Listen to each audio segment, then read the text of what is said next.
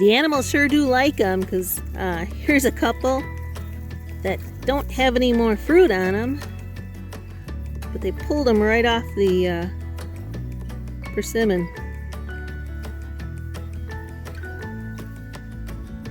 Since I made the persimmons bread video, we've had a couple hard frosts, and so all of these are pretty much ready to fall off. So I'm gonna grab a few more, and I'm gonna make some persimmon pudding. Had a lot of comments about making pudding and how they used to enjoy it as kids, so I'm gonna give it a shot. But first, let me get some of these guys. Beautiful fall day. Gosh, it's gorgeous out. It's only in the 50s, I think. You can see there's very little wind and lots of beauty.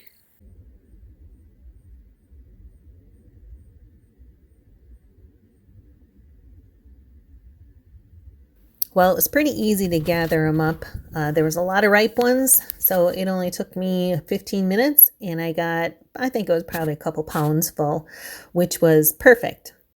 Brought them in and got them all rinsed off. Look at that golden color.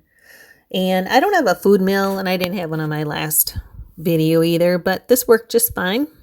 Made another puree. I think it made about a cup and a half, which was perfect for that recipe. So just added all the ingredients, that sugar right there, a few eggs, scramble them up a little bit. Also added a cup of whole milk, and you gotta have melted butter. So I just stirred that goodness together and then started mixing on the dry ingredients. And these are pretty much the same ingredients, the baking powder, cinnamon, nutmeg, that I used in the persimmons bread, but just a little bit different in proportion. Just mix that all together, and like last time I forgot to put my vanilla in, so I added that at the end. Stirred that up good. It does end up a little bit lumpy, but that's okay. It cooks up just fine. Put it in the oven, and that was at 325 in a greased casserole dish, and it took about 15 minutes. And you can see the edges were brown, and you can also see it's a really moist pudding. You can see the water droplets still coming out of it. So, found a little dish to put some in, and figured, there's still room in that dish, so put a little bit more in there. Why not? You can see the steam coming off of it. Oh, fresh out of the oven. It smelled so good. So what else do you need? Ooh, a little bit of ice cream.